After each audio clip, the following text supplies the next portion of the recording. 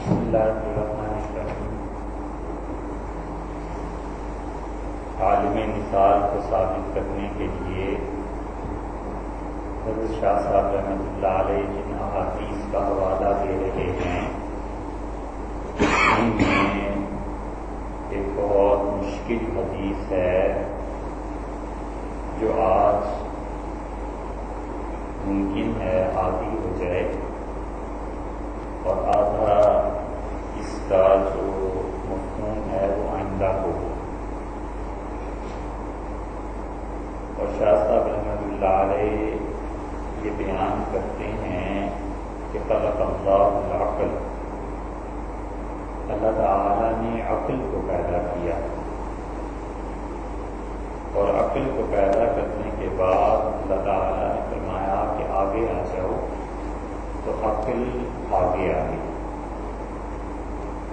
پھر اللہ تعالیٰ نے فرمایا کہ تم ادھر ہو جاؤ، پیچھے چلی جاؤ، تو عقل پیچھے ہو گئی۔ اور یہ پوری روایت بہت جگہ پہ حدیث میں آئی ہے کہ اللہ تعالیٰ نے عقل سے بات کی اور عقل کے ساتھ گفتگو کی۔ طبرانی رحمۃ اللہ علیہ اس سے اپنی معجم کبیر میں بھی اور اوسط میں بھی لائے ہیں، اور وہاں یہ آتا ہے کہ اللہ تعالیٰ نے فرمایا کہ مجھے میری عزت کی قسم تجھ سے زیادہ اعزاز والی چیز اور تجھ سے زیادہ عزت والی چیز میں نے نہیں پیدا کی، اور تمہاری وجہ سے ہی ثواب بھی ہے اور تمہاری وجہ سے عذاب بھی ہے، اور تمہاری وجہ سے میں کسی چیز کو قبول کروں گا اور تمہاری وجہ سے میں کسی چیز کو رد کر دوں گا۔ کی دو قسمیں ہیں۔ ایک قسم تو ان احادیث کی یہ ہے کہ جو اپنے متن کے اعتبار سے ہیں، ٹیکسٹ کیا ہے، حضور صلی اللہ علیہ وسلم نے کیا فرمایا ہے اور کیا نہیں فرمایا، اور بہت سے محدثین ایسے ہیں جو کہتے ہیں کہ عقل کے متعلق جتنی بھی احادیث آئی ہیں ان کا پایہ اور مقام اور صحت ایسی نہیں ہے جیسی دیگر روایات کی ہے، یعنی یہ احادیث کمزور ہیں، ضعیف ہیں۔ اور دوسری حیثیت ان کی سند کی ہے کہ ان احادیث کی سند میں کیا قباحت ہے۔ اب اس وقت ہمارا یہ موضوع نہیں ہے کہ ہم ان روایات کی سند پر بحث کریں اور ان روایات کے متن پر بحث کریں، یہ محدثین کا کام ہے۔ حضرت شاہ صاحب رحمۃ اللہ علیہ نے استدلال اس سے کیا ہے، اور بہت آسان چیز ہے کہ ہم یہ کہہ کر گزر جائیں کہ شاہ صاحب رحمۃ اللہ علیہ یہ ثابت کرنا چاہتے ہیں کہ عالم مثال کا وجود ہے۔ بس ایسی چیزیں ہیں جو بظاہر ہمیں نظر نہیں آتی، لیکن اللہ کے ہاں ان چیزوں کا مستقل وجود ہے اور خدا نے ان سے خطاب کیا ہے اور اللہ تعالیٰ نے ان سے گفتگو فرمائی۔ متعدد احادیث پہلے گزری اور حضور اکرم صلی اللہ علیہ وسلم کی خاص طور سے وہ روایات جو معراج کے معاملے میں آئی ہیں وہ تو بہت واضح ہیں کہ حضور اکرم صلی اللہ علیہ وسلم نے معراج میں ان چیزوں کو دیکھا جس کو ہم لوگ تصور نہیں کر سکتے، اور جن چیزوں کا وجود ہمارے سامنے نہیں ہے لیکن رسول اللہ صلی اللہ علیہ وسلم کے سامنے ان چیزوں کا وجود تھا۔ مثلا آپ جب معراج میں گئے ہیں تو آپ نے فرمایا کہ میں نے دیکھا کہ ایک گڑیا ہے اور بہت اس کی شکل و صورت خراب ہے،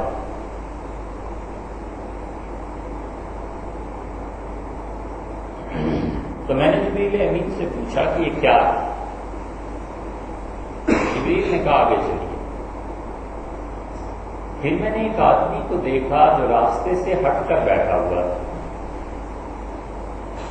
تو میں نے جبریل سے پوچھا یہ کیا ہے، یہ آدمی راستے پہ کیوں نہیں ہے؟ اس نے کہا آپ آگے چلیے۔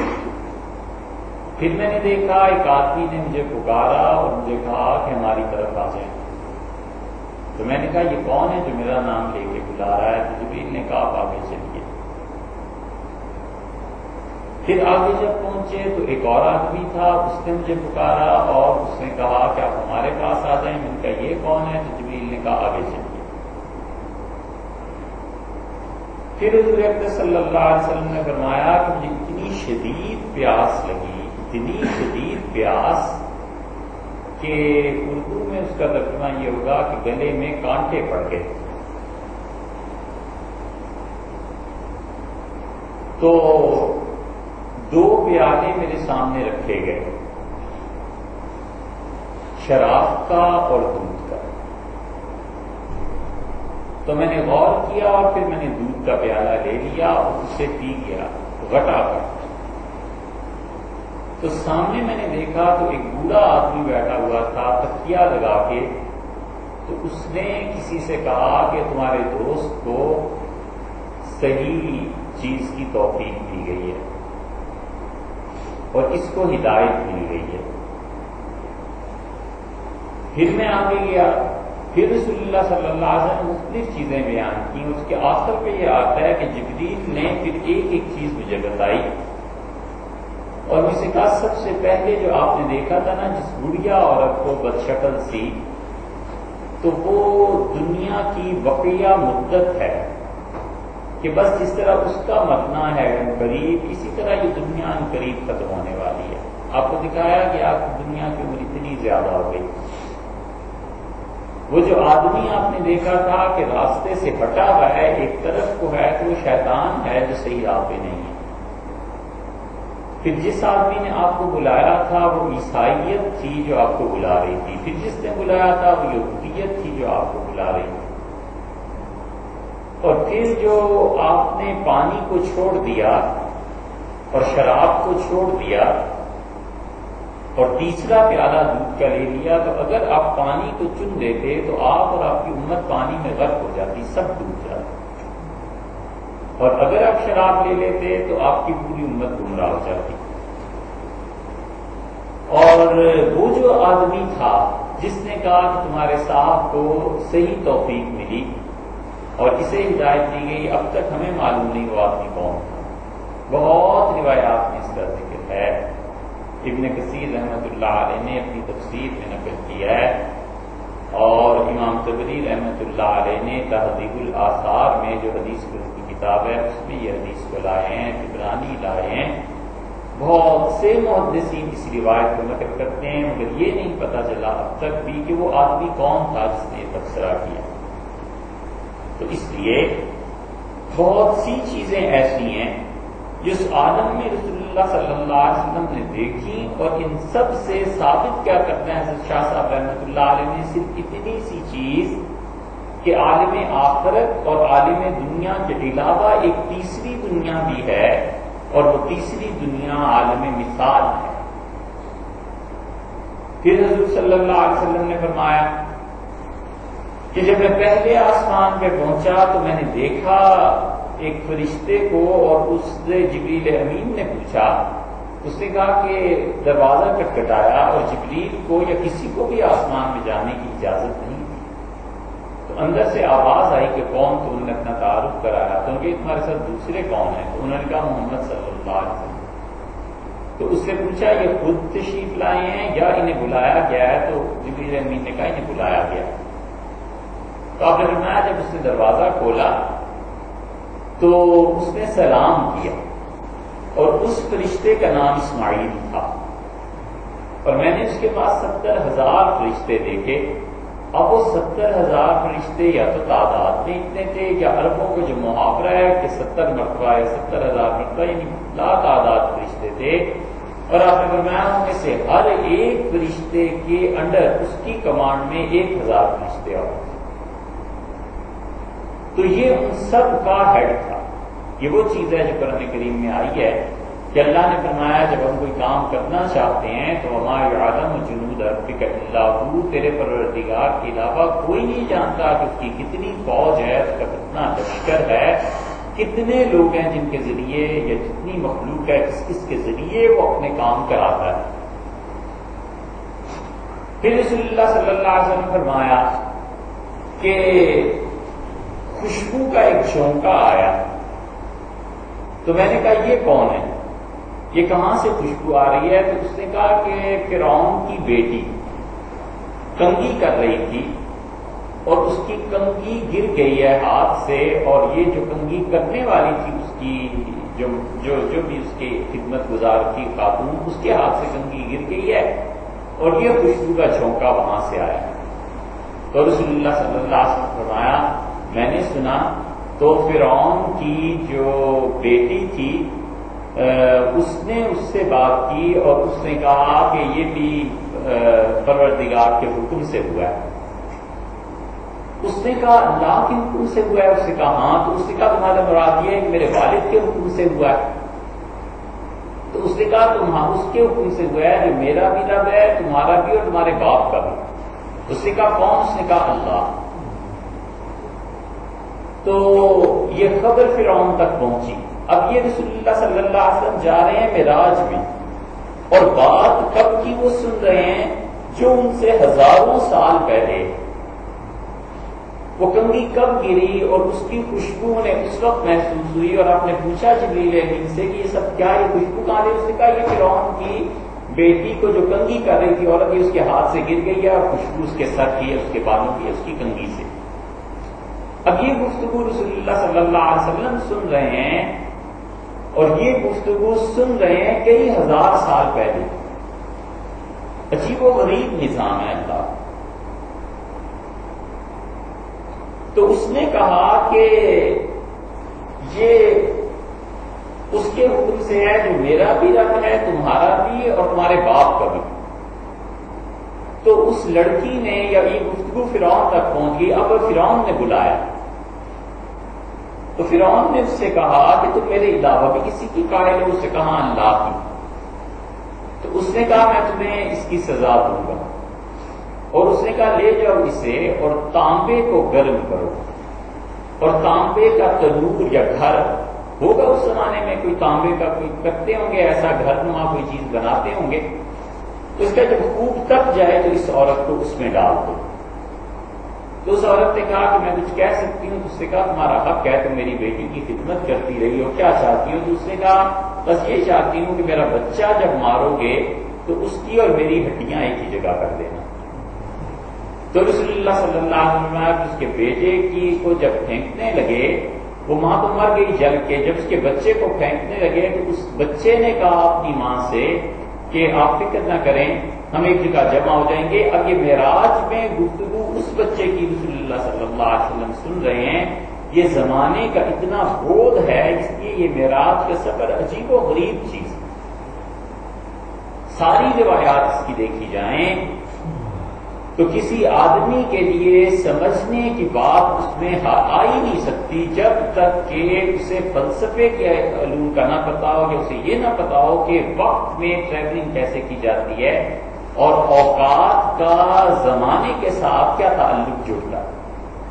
اسی لیے علامہ اقبال نے جب یہ چاہا مرحوم نے کہ وہ زمانے پر لیکچر دیں جرمنی میں جا کے، تو پورے ہندوستان میں 3 آدمی انہیں ملے جن کو انہوں نے خط لکھا اور کہا کہ میں چاہ رہا ہوں 4 آدمی کہ مجھے آپ رہنمائی کریں کہ میں کیا کر سکتا ہوں. پہلے 3 تھے پھر 4 ہو گئے تھے. 3 اس طرح کہ انہوں نے یہ خط لکھا تھا گورڑا شریف میں بھی میر علی شاہ صاحب رحمۃ اللہ علیہ کو کہ حضرت آپ کے متعلق سنا ہے کہ زمانے کی مباحث آپ جانتے ہیں.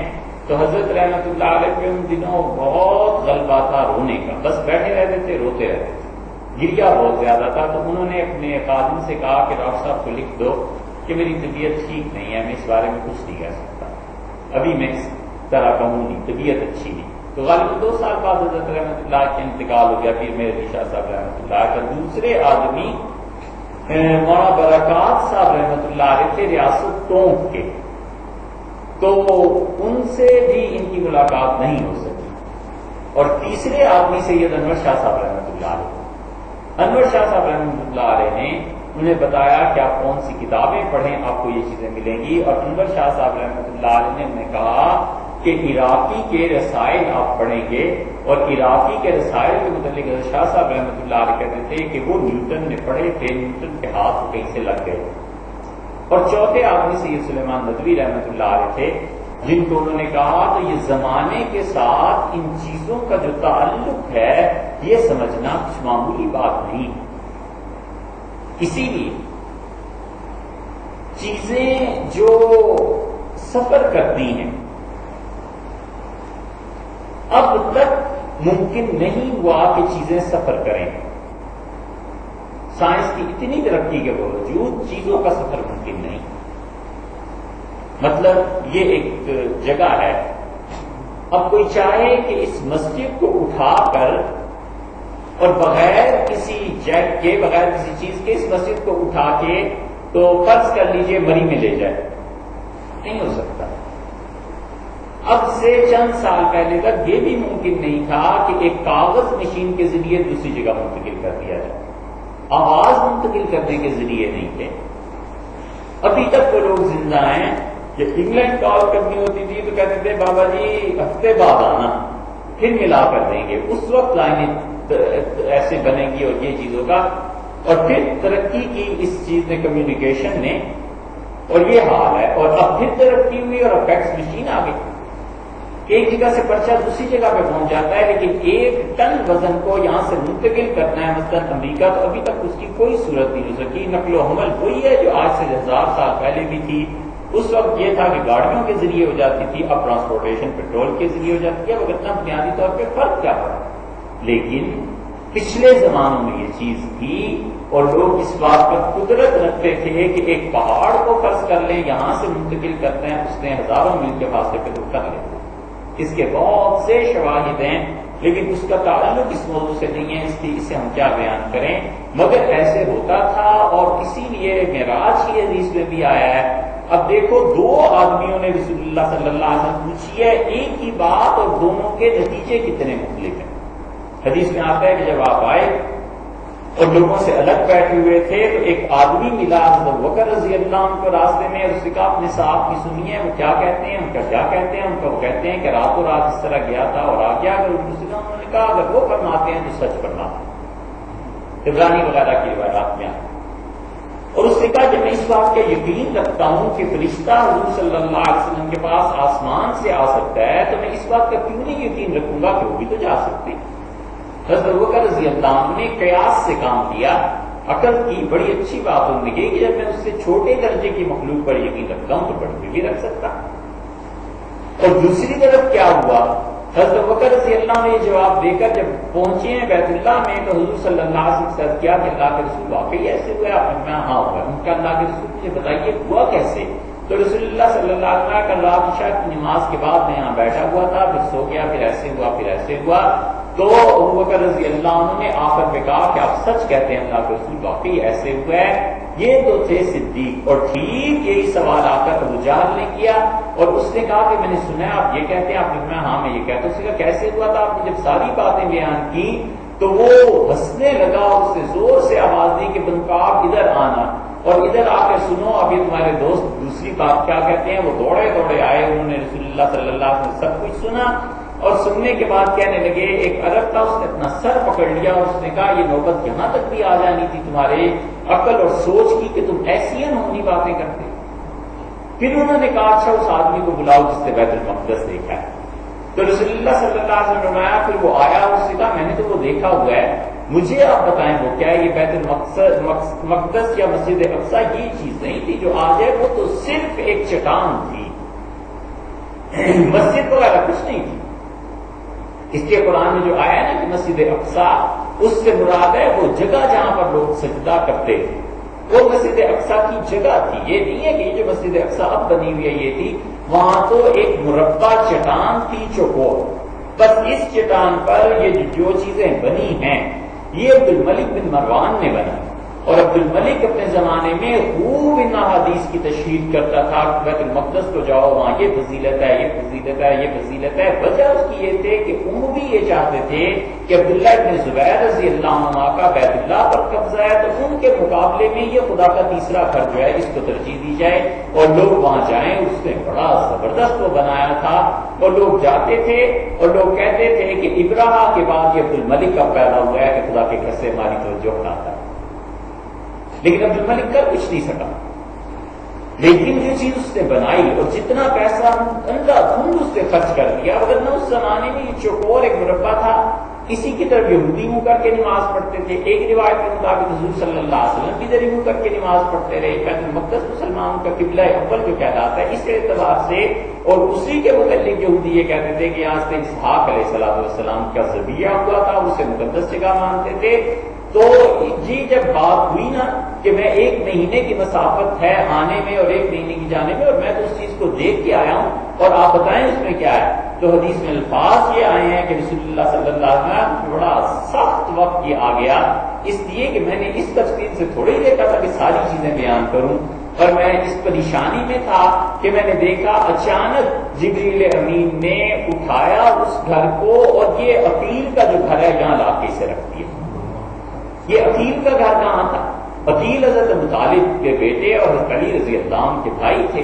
یہ 4 بھائی تھے، طالب، عقیل، جعفر اور علی رضی اللہ عنہ، اور چاروں کی عمروں میں 10-10 سال کا فرق تھا، اور اب طالب کا انتقال ویسے ہو گیا اور یہ عقیل اور جعفر اور علی رضی اللہ عنہ مسلمان ہو گئے تھے۔ تو رسول اللہ صلی اللہ علیہ وسلم یہ عقیل کا جو گھر ہے یہاں اس نے لا کر اس مسجد کو رکھ دیا۔ کس طرح وہ مسجد اٹھائی گئی ہوگی، رکھی گئی ہوگی، استعارہ ہے، تشبیہ ہے، حقیقت ہے، یہ ساری مباحث الگ ہیں، لیکن معراج میں رسول اللہ صلی اللہ علیہ وسلم کو عالم مثال دکھایا گیا۔ شاہ صاحب رحمۃ اللہ علیہ جس حدیث سے یہ استدلال کر رہے ہیں وہ عقل کی بات ہے، اور پھر رسول اللہ صلی اللہ علیہ وسلم کو اس عالم مثال میں دجال بھی دکھایا گیا۔ اب دجال کہاں ہے؟ لوگ اس کی تلاش میں پھرتے ہیں۔ معراج میں رسول اللہ صلی اللہ علیہ وسلم کو دکھایا گیا کہ یہ ہے دجال، یہ چیز ہے، اور آپ نے واپس تشریف لا رہے تھے تو آپ نے فرمایا میں نے دیکھا یہاں پر تمہارے فلاں قبیلے کے لوگوں کا ایک اونٹ گم ہو گیا، تو یہ قبیلہ اس جگہ پر تھا جہاں پر اب رمی کی جاتی ہے، تو آپ نے فرمایا یہ آج دوپہر تک شاید پہنچ جائے گا، اور واقعی کوئی ہوا کہ مینا سے مکہ مکرمہ 4-5 میل کا فاصلہ تھا، دوپہر کو لوگ آ گئے اور رسول اللہ صلی اللہ علیہ وسلم کی بات سچ نکلی۔ اب جو دجال کو آپ نے دیکھا ہے، یہ جو دیوار بنائی گئی ہے ذوالقرنین نے جو بنائی تھی، پھر اس کے پیچھے جو یاجوج اور ماجوج ہیں، یہ سب غیب کے ایسے حقائق ہیں کہ ان کے متعلق بہت کچھ لوگوں نے لکھا ہے، اور پورا ایک مکتبہ فکر ایسا ہے جو کہتا ہے کہ یہ تمام کی تمام تمثیلات ہیں، حضور صلی اللہ علیہ وسلم نے بیان فرمائی ہیں، ان کی حقیقت ایسے نہیں ہے جیسی حقیقت لوگ سمجھتے ہیں۔ لیکن دوسری طرف بھی لوگ ہیں، سید انور شاہ صاحب رحمۃ اللہ علیہ وغیرہ، وہ کہتے ہیں کہ یہ وہی قوم ہے یاجوج اور ماجوج جو یہ ترکمانستان کے لوگ اور چین کے لوگ اور جاپان کے لوگ، چائنا کے لوگ، وہ کہتے ہیں کہ یہی۔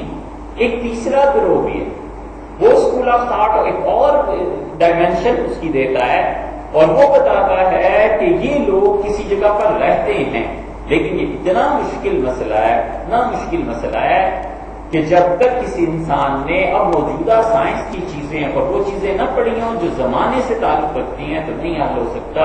اس کا ایک ذرا سی جھلک، بالکل معمولی سی بات اگر دیکھنی ہو تو وہ کہتے ہیں کہ جو نارتھ ایسٹ ہے، سائبیریا سے بھی اوپر کا علاقہ ہے، یہ کسی زمانے میں ان کی جگہ تھی، اور یہاں سے پھر آگے ٹائم کا بیریئر شروع ہو جاتا ہے، اور ٹائم بیریئر کو بھی کراس کریں تو 5th ڈائمینشن میں 6th ڈائمینشن میں جائیں تو وہاں پر جو یافس کی اولاد ہے وہ اپنی بستی ہے، وہ یاجوج ماجوج ہیں جو قیامت کے قریب آ جائیں گے، اور جب جو بیریئر ٹائم کا توڑ کے اس کائنات میں داخل ہوں گے تو پھر لوگوں کو پتا چلے گا کہ اچھا یہ یاجوج اور ماجوج ہیں، اور پھر وہ ایسی ایسی تباہی کریں گے، اور پھر وہ بحیرہ فرات کا اس کا پانی پی جائیں گے، اور یہ ہو جائے گا، اور شہر ایسے تباہ ہوں گے۔ وہ کہتے ہیں وہ مخلوق ہے ہی 4th ڈائمینشن میں، 5th میں، 6th میں کہیں، اور وہاں بیٹھی ہوئی ہے جہاں ٹائم کا بیریئر ہے اور تم اسے توڑ نہیں سکتے، چکے اس لیے تم کہتے ہو کہ کہاں ہے، تو اس جہان میں ہوں گے تو ملیں گے۔ اب اس چیز کو سمجھنا کوئی معمولی بات نہیں ہے. تھرڈ ڈائمینشن میں ابھی تک لوگ پھنسے ہوئے ہیں اور اس کو پوری طرح کلیئر نہیں کر پائے. فورتھ ڈائمینشن، ففتھ اور سکس پہ کب پہنچے گی دنیا، کیا ہوگا؟ شاہ صاحب رحمۃ اللہ علیہ اس لیے جس عالم سے استدلال کرتے ہیں نا یہ ہے بڑا باریک، اس لیے اشارات کے آخر پر بولی سینا نے اور شرح اشارات جو لکھی ہے محقق توسی نے، اس نے بڑے کمال کی باتیں لکھی. اشارات میں شیخ الرئیس بولی سینا جو ہے نا یہ اس کے اشارات کے آخر پہ لکھتا ہے. وہ کہتا ہے کہ اللہ کی معرفت اور اللہ کی پہچان اس کا سب سے بہترین راستہ رسالت کا راستہ، اور جتنے بھی عقلی علوم ہیں ان عقلی علوم کے ذریعے انسان کا اضطراب اور بے چینی بڑھتی ہے، اور ان جگہوں کو جو اللہ کے ہاں ہیں اور جن مواقع پر خدا کی رحمتیں نازل ہوتی ہیں اسے کوئی نہیں پہچان سکتا جب تک کہ وہ تصوف اور روحانیت میں ترقی نہ کرے. اور جب اس پہ ترقی کرتا ہے تو پھر اسے اس کائنات کے عجائب نظر آتے ہیں. اور اس میں بہترین مثالیں آپ کو ان مسلمانوں میں ملیں گی کہ جو کچھ شیخ الرئیس لکھتا ہے، جو کچھ ابن رشد نے بھی اسی کو لکھا ہے، پھر اس نے بھی کیا نام ہے اس کا، غازی کا، انہوں نے بھی یہی لکھا ہے. اسی لیے غازی کو جو نصیحت کی ہے شیخ ابن عربی رحمۃ اللہ علیہ نے، ابن عربی کہتے ہیں غازی تم کس چیز میں پڑے ہوئے، تم کون سے دلائل جمع کر رہے ہو، کیا کرتے ہو؟ اور پھر انہوں نے اپنا حال لکھا ہے کہ میری بیٹی فاطمہ بیمار ہو گئی اور فاطمہ کی بیماری بڑی پریشان کن تھی، اور میں نے بیوی سے کہا کہ میں حرم شریف میں جاتا ہوں، دعا کرتا ہوں اور نماز پڑھ کے واپس آ جاؤں گا. تو مکہ مکرمہ میں اپنے گھر سے نکلا اور اپنی گلی میں جا رہا تھا، اور پھر میں مریخ میں پہنچ گیا. تو مریخ میں ایسی مخلوق تھی، پھر میں زورا ستارے میں پہنچ گیا، پھر اس میں ایسی مخلوق تھی، پھر جہنم دیکھی، وہاں یہ کچھ تماشے ہو رہے تھے، یہ چیز دیکھی، یہ چیز دیکھی. اور پھر جب میں اس دنیا میں واپس آیا تو میں اپنی گلی میں اس وقت چل ہی رہا تھا، تو میں نے اس سے پوچھا، وہ جو سامنے آدمی آ رہا تھا کہ آپ کدھر سے آ رہے ہیں؟ تو اس نے کہا کہ حرم شریف میں نماز ہو گئی ہے فجر کی، تو میں اب آ رہا ہوں جماعت سے نماز پڑھ کے. تو پھر کہتے ہیں میں نے مجھے خیال آیا کہ اچھا میں تو اس وقت نکلا تھا اور اب آ گیا ہوں. یہ ٹائم کا ڈفرنس جو ہے اس کو سمجھنا ہر آدمی کے بس کی بات نہیں ہے. آپ اس سے اندازہ لگائیں کہ یہ اب بالکل جدید لیٹسٹ تھیوریز جو آئی ہیں اس میں وہ کہتے ہیں کہ ایک سیارے سے دوسرے میں وہاں چلا جائے تو وہاں پتہ نہیں 10-15 سال لگیں گے، اور اگر وہ زمین پہ واپس آئے تو یہاں پر 3 لاکھ سال گزر چکے ہیں. ہم تو زمانے کو ناپتے ہیں سورج کے ڈوبنے سے اور طلوع ہونے سے، اور زمانہ یہ چیز ہے نہیں، زمانہ تو کوئی اور چیز ہے. اسی لیے رسول اللہ صلی اللہ علیہ وسلم فرمایا کہ جب لوگ دیکھیں گے اللہ تعالیٰ کی پہلی زیارت جب ہوگی تو وہ سجدے میں پڑ جائیں گے، اور حدیث میں الفاظ یہ آئے ہیں کہ مدتیں لوگوں پر گزر جائیں گے. معلوم نہیں اس سجدے میں اتنا لطف ہوگا، اتنی لذت ہوگی کہ کروڑوں سال لوگ سجدے میں ہی رہیں گے، پتہ ہی نہیں چلے گا، اور کروڑوں سال گزر جائیں گے. ضمانت وہ ہے. اس لیے زمانے کی ڈائمینشنز وہ نہیں ہیں جو ہمارے یہاں لوگوں نے سمجھی ہوئی ہیں. تو یہ اتنی بڑی باتیں ہیں کہ اس کو ابن رشد نے، بولی سینا نے، غازی نے، ان لوگوں نے فلسفے میں بڑے اپنی طرف سے انہوں نے تفصیلات سے تحقیق کیا ہے. لیکن جو کچھ ان کے مقابلے میں بولی سینا اور رشد اور توسی کے مقابلے میں جتنی گہری سمجھ اللہ نے مولانا روم کو دی ہے اور حضرت مجدد الکسانی سرہندی رحمۃ اللہ کو دی ہے وہ کہیں زیادہ آگے ہے. حضرت مجدد رحمۃ اللہ جب ان باتوں پر بحث کرتے ہیں تو ایسے لگتا ہے کہ جیسے یہ اس انسان کی آنکھوں دیکھی چیزیں ہیں. کہاں وہ نظری علوم جس پہ بولی سینا اور جس پہ فارابی اور جس پہ محقق توسی اور جس پہ امام غازی صرف کتابوں کی حد تک دلائل قائم کرتے رہے اور لکھتے رہے، جب حضرت مجدد ان چیزوں پر بات کرتے ہیں، جب حضرت جنید بغدادی ان چیزوں پہ بات کرتے ہیں، سری سختی رحمۃ اللہ علیہ یہ حضرات اپنی باتیں بیان کرتے ہیں، تو ایسے لگتا ہے جیسے ان لوگوں نے یہ چیزیں دیکھی. شاہ صاحب رحمۃ اللہ علیہ اس عالم پر بحث کرتے ہیں اس لیے کہ انہیں درک ہے کچھ نہ کچھ، کہیں نہ کہیں پہنچے ہیں، کوئی نہ کوئی چیز کے سامنے آئی ہے، کیونکہ رسول اللہ صلی اللہ علیہ وسلم کی روح نے انہیں گھیر لیا. اور کئی مرتبہ انہیں ہوا ہے کہ نبی کریم صلی اللہ علیہ وسلم کی روح نے جو صحیح الفاظ شاہ صاحب رحمۃ اللہ کے اس کا ترجمہ کریں، وہ کہتے ہیں مجھے دبوچ لیا. تو جب دبوچ لیا رسول اللہ صلی اللہ علیہ وسلم کی روح نے انہیں، تو پھر کیا ہوا؟ پھر یہ ہوا ہوئی کچھ کہ ان کے عالم غیب کھلا، اور یہ ہو جایا کرتا ہے۔ محبت جہاں شدید ہوتی ہے، کبھی کبھی یہ صورت پیدا ہو جاتی ہے کہ سالک اور مرید کو شیخ کی روحانیت دبوچ لیتی ہے، اور آدمی چند دمے کے لیے پاگل ہو جاتا ہے اور سمجھتا ہے میں تو وہ رہا ہی نہیں جو میں تھا، مجھے ہو کیا گیا۔ اور اس میں بالکل زمانے قریب کی شہادت اگر دیکھنی ہو تو وہ خط پڑھنا چاہیے جو مولانا حسین احمد صاحب مدنی، حضرت مدنی رحمۃ اللہ علیہ نے مدینہ منورہ سے حضرت کو لکھا تھا گنگو، اور کہا حضرت میں مسجد نبوی میں بیٹھا ہوا ذکر کر رہا تھا، اور کچھ دیر کے لیے مجھ پر یہ کیفیت ایسی ہو گئی کہ میرا وجود نہیں رہا، اور آپ ہی آپ تھے، اور میں اپنے ہاتھوں کو کاٹتا تھا، دیکھتا تھا کہ یہ ہو کیا گیا ہے، تو مجھے پتا چلا کہ میں نہیں رہا، حضرت گنگوئی رحمۃ اللہ علیہ ہو گئے ہیں۔ تو بس حضرت نے پھر جو جواب لکھا یا جو انہیں سمجھایا وہ تو ایک الگ بات ہے، مگر یہ قریب ترین کی شہادت ہے، ایسے ہو جاتا ہے۔ اس لیے عقل اس چیز کا نام ہے کہ ہے کیا؟ مشکل ترین احادیث میں سے حضرت شاہ صاحب رحمۃ اللہ علیہ نے یہ حدیث نقل کی ہے کہ اللہ تعالیٰ نے عقل کو پیدا کیا، اسے کہا کہ آگے آ جاؤ، وہ آگے آ گئی، اسے کہا اچھا بیٹھو، پیچھے چلی جاؤ، پیچھے چلی گئی۔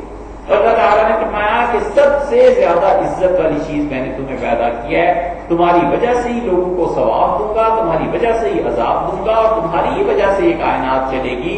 اب سوچنے کی بات یہ ہے کہ عقل آخر چیز کیا ہے؟ دیکھیے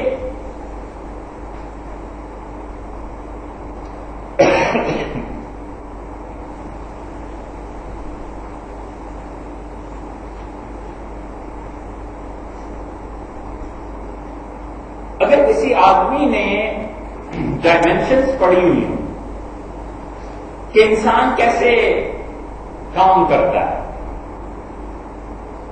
اس پر اور لوگوں کو تو چھوڑو، حضرت قاسم نانوتوی رحمۃ اللہ علیہ کہتے تھے کہ ایک وقت کا طول ہوتا ہے، اور ایک وقت کا عرض ہوتا ہے، اور ایک وقت کی گہرائی ہوتی ہے۔ حضرت قاسم نانوتوی رحمۃ اللہ علیہ کہتے تھے کہ میں نے وقت کی گہرائی میں کام کیا، یہ کوئی معمولی بات نہیں۔ ٹائم کی ڈیپتھ میں جو جا کر کام کرتے ہیں نا، وہ اپنی زندگی میں اتنا کام کر لیتے ہیں کہ ممکن ہی نہیں ہوتا۔ حضور اقدس صلی اللہ علیہ وسلم اس ٹائم کی ڈیپتھ میں چلے گئے، اس کی گہرائی میں چلے گئے، اور معراج ایک رات میں واقع ہو گئی۔ امام قاسم نانوتوی رحمۃ اللہ کا جملہ آپ سمجھے کون کہ حضرت نے یہ فرمایا کہ ایک وقت کا عرض ہوتا ہے، ایک طول و طول ہوتا ہے، اور ایک گہرائی ہوتی ہے، اور اللہ اس کی گہرائی میں جا کر کام کرتے ہیں۔ اس لیے امام ابو حنیفہ رحمۃ اللہ علیہ عشاء کے وضو سے فجر پڑھ لیا کرتے تھے، اور انہوں نے فرمایا اسی لیے اب یہ حدیث بخاری میں بھی آئی ہے اور بخاری کی تعلیقات میں بھی ہے۔ اب اس حدیث کو سمجھنا کچھ آسان ہے کہ حضرت سلیمان علیہ السلام نے کہا کہ آج کی رات میں اپنی 100 بیویوں کے پاس جاؤں گا، اور میرے 100 بیٹے پیدا ہوں گے، اور اللہ کی راہ میں جہاد کریں گے۔ تو فرشتے نے کہا انشاءاللہ، لیکن وہ تو شہزادے تھے، بڑے باپ کے بیٹے تھے، خود بڑے تھے علیہ السلام، انہوں نے یہ نہیں کہا۔ اور پھر ایک بچہ ہوا اور وہ بھی ابارشن ہو گئی۔ تو یہ حدیث بخاری میں آئی ہے۔ اب اس میں جب محدثین بحث کرتے ہیں، ہمارے استاد تھے عبد القدیر صاحب رحمۃ اللہ علیہ، اور وہ شاگرد تھے حضرت اکبر شاہ صاحب رحمۃ اللہ علیہ کے، حضرت فرماتے تھے کہ ہمارے حضرت شاہ صاحب رحمۃ اللہ علیہ اس پر رک کے فرماتے تھے کہ میں تمہیں وقت کی ڈیپتھ، وقت کی گہرائی کا بتاؤں کہ تم لوگ سمجھ نہیں سکو گے۔ یہ کام وقت کی گہرائی میں ہوتے ہیں، وگرنہ ایک آدمی کے لیے کیسے ممکن ہے کہ ایک ہی رات میں 100 بیویوں کے پاس چلا جائے۔ حضرت علی رضی اللہ عنہ کہتے تھے کہ میں رکاب گھوڑے کی ہے، ایک پاؤں رکھتا ہوں اور دوسرا پاؤں جب دوسری طرف رکھتا ہوں تو اس وقفے میں میں قرآن پڑھ لیتا ہوں۔ اب اس پہ بہت سے محدثین نے بحث کیا، خاص طور پہ نجدی۔ ان وہابیوں کو تو ایسی حدیثوں کا انکار ویسے بھی کرنا ہی ہوتا ہے، فرض ہے نا، حکومت ہے، تیل کا پیسہ ہے، دولت ہے، انہیں تو ہر اس چیز سے چڑ ہے جس سے تصرف کا کوئی بھی تعلق ہوتا ہے، اور وہی چیز ابن قیم اور ابن تیمیہ رحمۃ اللہ علیہ لکھتے ہیں بالکل روا اور جائز ہے۔ وہ کہتے ہیں اس کی سند ہی ثابت نہیں، ٹھیک نہیں۔ اچھا بھائی سند ٹھیک نہیں، کچھ نہیں، لیکن حضرت علی رضی اللہ عنہ صحیح، کوئی آدمی ایسا ہو سکتا ہے، یہ عمر واقعہ ہو سکتا ہے، یعنی اس پہ بات کرو۔ اس پہ وہ کہتے ہیں جی کیسے ہو سکتا ہے کہ ایک آدمی گھوڑے میں رکاب میں ایک پاؤں رکھے اور دوسری طرف ٹانگ بڑھا کر جب دوسرا رکاب میں پاؤں رکھے تو درمیان کی صفحے میں قرآن پڑھے. ایک خاتم سے کہا نہیں ہو سکتا. میں نے کہا وہ جو حدیث میں آیا ہے کہ حضرت داؤد علیہ السلام کہتے ہیں کہ اپنے نوکر سے کہ میرے گھوڑے کو تیار کرو، اور جتنی دیر میں تیار کرتا تھا اتنی دیر میں وہ پڑھ لیا کرتے تھے پوری زبور. تو وہ کیسے پڑھ لیتے تھے؟ یہ حدیث میں ہے. ہاں جی حدیث میں ہی آیا ہے، پڑھا ہو تو پھر پتا ہو نا. تو نجدیوں کو ساری وہی احادیث یاد ہے جن احادیث کے ظاہر سے تصوف کا رد ہوتا ہے. اب وہاں کتنا ٹائم تھا، کتنی دیر میں گھوڑا تیار ہو جاتا ہوگا، لیکن حضرت داؤد علیہ السلام اتنے وقفے میں پڑھ لیتے، ضرور پڑھ لیتے تھے. اس لیے کہ ٹائم جو ہے نا اس کی ڈائمینشنز اور ہے. تو عقل جو ہے یہ کتنا کام کرتی ہے، کیا کام کرتی ہے. دیکھیے ہے بڑی نازک بات یہ ہے کہ اللہ سچ بولتا ہے یا نہیں.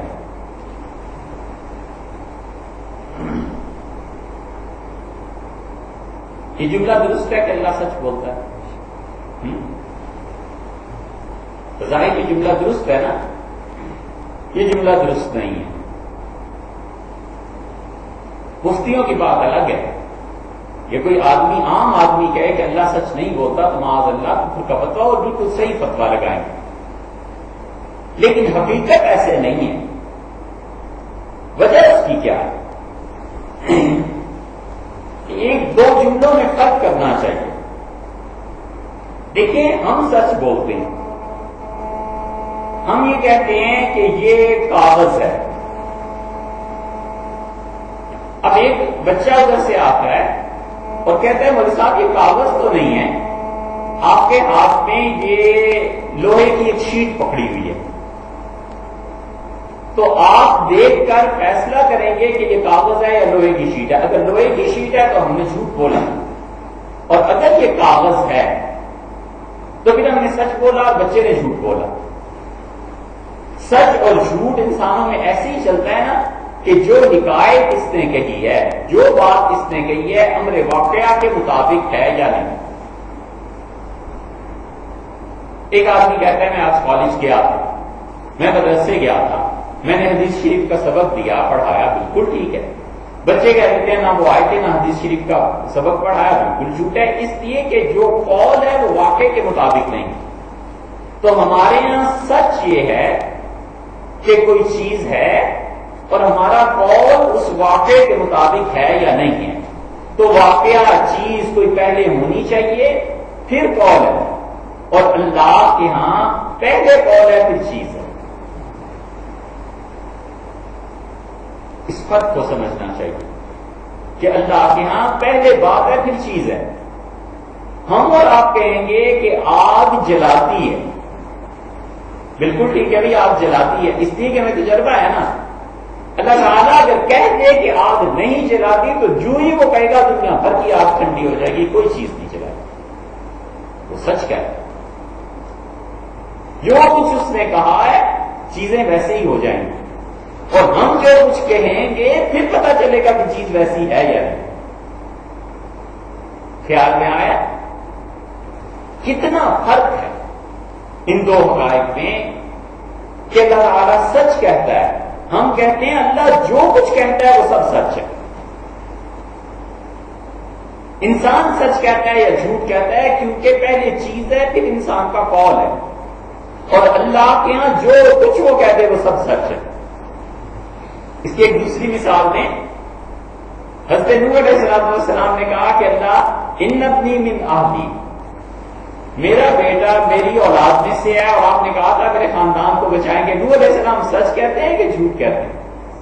بالکل سچ ہے، 100% ہے، وہ بیٹا انہیں کا ہے. اللہ کہتا ہے کہ انہ لیس من اہلی، کو آپ کا بیٹا ہی نہیں. جب وہ کہتا ہے کہ بیٹا نہیں ہے تو بالکل نہیں. اب مفسرین اس کو دونوں جہتوں کو کسی اور رنگ سے سوچتے ہیں، لیکن فلسفیانہ اعتبار سے سوچا جائے تو حضرت نوح علیہ السلام کی اگر تصدیق کرو تو اللہ کے قول کی تردید کرو، اور اس کی اگر اس کو سچا مانو تو پھر ان کی تردید کرو. کسی ایک کی تو تردید کرنی پڑے گی نا، لیکن تردید ہوتی نہیں ہے. ہم کہتے ہیں جو اللہ نے کہا وہی سچ ہے. بجلی سے نظر آتا ہے، ہر انسان جانتا ہے. کوئی کہے بجلی میں نظر نہیں آتا، لوگ کہیں گے جھوٹ بولتے. اللہ جس لمحے یہ کہہ دے گا کہ بجلی سے نظر نہیں آتا، ساری دنیا کی بجلی سے نور اٹھ جائے گا، آنکھیں اندھی ہو جائے گا. اس لیے اللہ کا جو قول ہے، اللہ کا جو کہنا ہے وہ اصل ہے، اور چیزیں اس کے مطابق ہو جاتی ہیں. اور ہمارے یہاں چیزیں مطابق ہوتی ہیں، پھر ہم خبر دیتے ہیں کہ فلاں چیز یہ ہے، تو پھر ہم سچے یا جھوٹے قرار پاتے ہیں. اب تعالیٰ شان وہ بیان جھوٹ ہے ہی نہیں، وہ جو کہہ دے وہ سب سچ. یہ ہے بھائی فرق دونوں چیزوں میں کہ اللہ تعالیٰ نے جو کچھ کہا وہ مطابق واقعہ لوگوں کو سمجھ آتی ہے یا نہیں. اللہ نے جب کہہ دیا تو بات سچ ہو. اب جب یہ بات ہوئی کہ کیونکہ اللہ تعالیٰ نے کہہ دیا سب کچھ سچ ہے، تو عقل کا کیا مقام رہا؟ دنیا بھر میں جتنے حقائق ہیں نا، یہ سارے حقائق، یہ بڑی وزنی بات، یہ سارے حقائق، پورا زمانہ، پورے مکانات، ٹائم اینڈ سپیس، یہ اس پوری کائنات کی ساری ٹائم اینڈ سپیس اللہ کے قول کے تابع ہے. اللہ نے کہا زمانہ ہے تو زمانہ ایگزسٹ کرتا ہے. جس دن خدا کہہ دے گا کہ زمانہ نہیں ہے، زمانہ ختم ہو جائے گا. اور مکان کا بھی یہی حال ہے، جگہ کا بھی، چیزوں کا بھی. تو تمام حقائق اپنے وجود میں اللہ کے قول کے محتاج ہیں. اللہ نے کہا یاجوج و ماجوج ہے.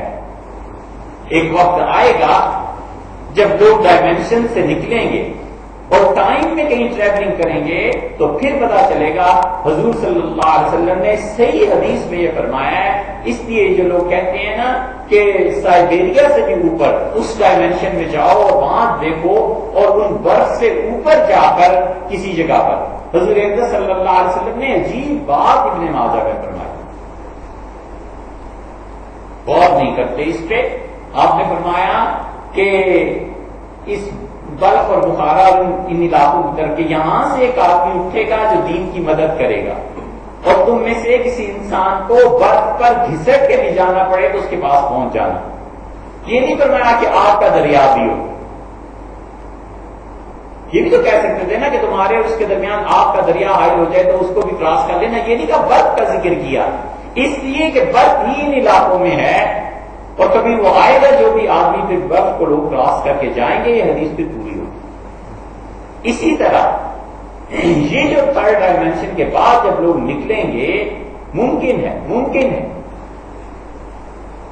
کہ اس کے بعد جب لوگ جائیں گے نارتھ پول سے بھی آگے گئے تو پھر کیا ہوگا؟ ٹائم میں تبدیلی آ جائے گی.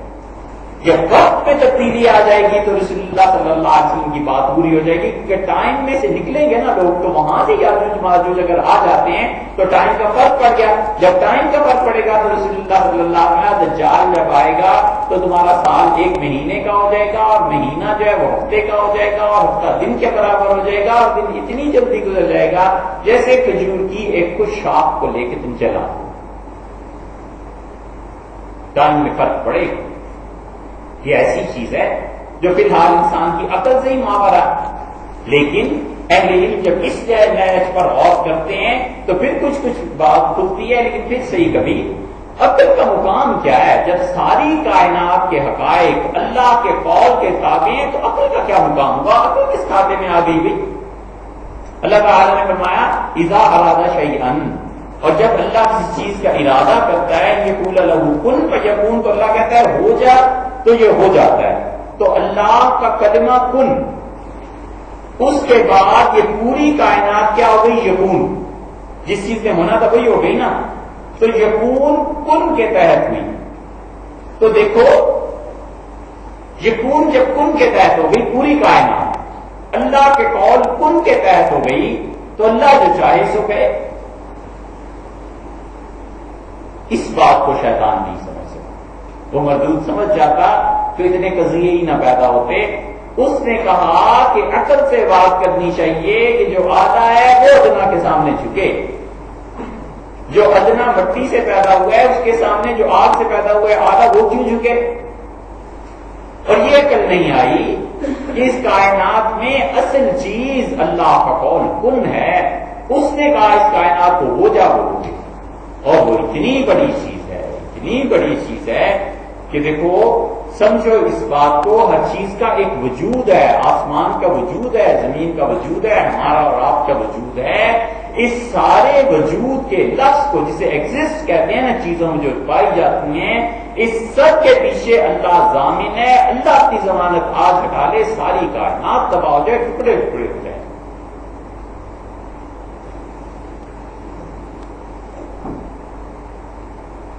اتنی بڑی یہ بات، اتنی بڑی یہ بات ہے کہ انسان کا جسم اتنے ذرات میں بدل جائے کہ ذرات آنکھوں سے نظر بھی نہ آئے۔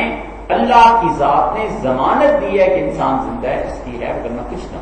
یہ پوری کائنات جو ہر وقت فنا کی زد میں ہے نا، اللہ کی ضمانت ہے تو کائنات باقی ہے۔ یہ سمندر کیا، یہ پوری کائنات کیا، یہ سب موت سے گزرتی ہے پھر آتی ہے، پھر موت سے گزرتی ہے پھر آتی ہے، پھر فنا طاری ہوتی ہے، پھر بقا آتی ہے۔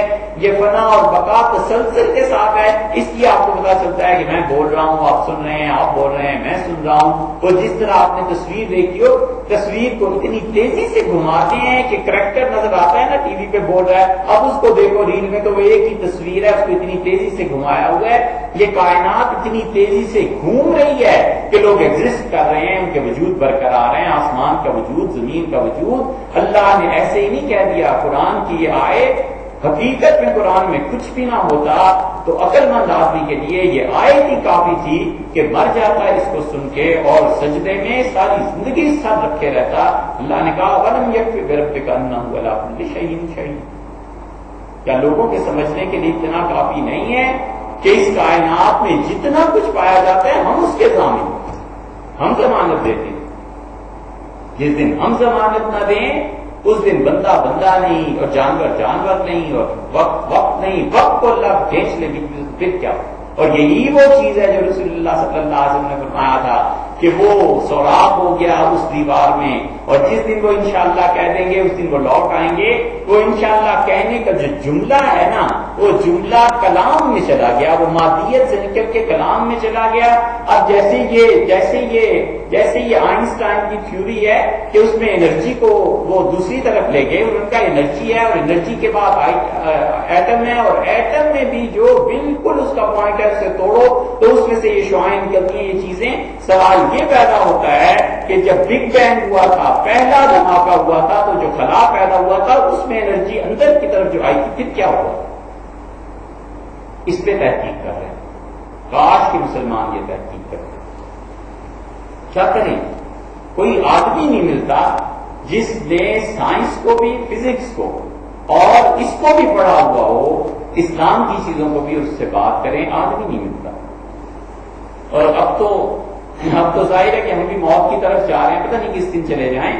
بدقسمتی یہ کہ کوئی آدمی ایسا زندگی میں ملا نہیں، کوئی جو شاگرد ہوتا یا کچھ ہوتا تو اس کے ساتھ بات کرتے کہ یہ سائنٹیفکلی جو چیزیں ثابت ہو رہی ہیں نا، یہ اسی دین کو ثابت کر رہی ہیں، سارے ادیان باطل قرار پاتے ہیں۔ حضور اکرم صلی اللہ علیہ وسلم کا ایک ایک جملہ بتاتا ہے وہ کتنی گہرائی رکھتا ہے۔ اَوَلَمْ يَكْفِ بِرَبِّكَ أَنَّهُ عَلَىٰ كُلِّ شَيْءٍ شَهِيدٌ۔ لوگوں نے ابھی تک انہیں عقل نہیں آئی ہے کہ خدا ہر چیز کا ضامن ہے، وہ اپنی ضمانت نکال دے تو کون ہے پھر؟ حکومت پاکستان نوٹ کے متعلق کہہ دے کہ کل سے یہ نوٹ تبدیل ہو گیا، تو آج تک تو ضمانت دے رہے تھے کہ 1000 روپے آپ لے جائیں سپریم کورٹ میں، دعویٰ کریں تو 1000 روپے کا سونا آپ کو دے دیا جائے گا۔ سپریم کورٹ نے فیصلہ دینا ہے، جس دن بھی ہے اس پہ لکھا ہوتا ہے نا کہ حامل اعضاء کو اتنی ضمانت دی۔ یہ ضمانت گورنمنٹ جس دن کینسل کر دے، صبح کو سارے نوٹ بیکار ہو جائیں گے۔ اللہ ضامن ہے تو زمانہ چلتا ہے، اللہ ضامن ہے تو ٹائم ہے، اللہ ضامن ہے تو سپیس ہے۔ جس دن اس نے ٹائم کی ضمانت نکال دی اور جس دن سپیس کو نکال دیا، اس دن کیا ہو جائے گا؟ جنت میں پہنچ کے یہی ہوگا کہ اللہ تعالیٰ ٹائم کے لیے یہ جو دن اور رات ہے اس کو ختم کر دے گا، وہ زمانہ چلتا رہے گا۔ لوگ کہتے ہیں جی وہ ختم ہی نہیں ہوگا، کہاں سے ختم ہوگا؟ وہ تو چیز ہی کچھ اور ہے۔ تو ساری کائنات اللہ کے ایک لفظ کے تابع ہو گئی، یکون وہو العلی الکبیر۔ بڑی ذات اسی کی ہے، بادشاہی اسی کو زیب دیتی ہے، بڑی بات وہی کر سکتا ہے، حقیقت میں وجود اسی کا ہے، ساری تعریفیں اسی کے لیے ہیں اور ساری حکومت اس کے لیے ہے، کیونکہ وہ کہتا ہے یہ۔ تو اب دیکھو شیطان نے کیا کہا، شیطان کہتا ہے کہ بھئی میں کیوں جھکوں، عقل سے کام لے رہا ہے نا۔ اللہ تعالیٰ نے فرمایا نہیں، جو ہم نے کہا ہے وہ اصل ہے، عقل اصل نہیں ہے۔ جب عقل اصل نہ ہوئی تو بھی اس عقل کا فائدہ کیا ہے؟ عقل بالکل بیکار چیز ہے جب تک کہ تعلیم نہ ہو۔ عقل کو جب تعلیم ملتی ہے تو پھر عقل آتی ہے، اور تعلیم نبی دیتا ہے۔ اسی لیے حضور اکرم صلی اللہ علیہ وسلم سے سب سے پہلا لفظ جو اللہ نے کہا اقرا، آپ پڑھیے۔ اور یہ جو کہا نا، اس کی وجہ یہ ہے کہ عقل اپنے مقصد کو نہیں پہچانتی، عقل کو مقصد نہیں پتا۔ اب تنگ ہو رہے ہیں اس بات کو، میں نہ سمجھ میں آ رہا پھر آئندہ عقل کو اپنے مقصد کا نہیں پتا، عقل کو سمجھ نہیں آتی۔ دیکھو حس ایک الگ چیز ہے اور عقل الگ چیز ہے، اور حس جانوروں میں اور انسان میں مشترک ہے۔ دکھ اور سکھ عقل میں نہیں ہے، عقل کی بات الگ ہے۔ دکھ اور سکھ انسان اور جانوروں میں مشترک ہے، تو حیوانات اور انسانوں میں اشتراک جو ہے اس چیز کا، وہ پورے کا پورا اس کائنات کے نظام میں صرف ایک لفظ ہے، وہ مزہ ہے بس۔ حیوانات کو بھی مزہ چاہیے، لطف چاہیے، انسان کو بھی مزہ چاہیے، ان دونوں میں قدر یہ مشترک۔ اب مزہ کیا ہے؟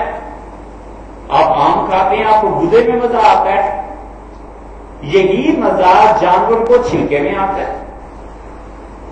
تو چھلکا کھاتا ہے، اس کے لیے بڑی بڑی چیز ہے۔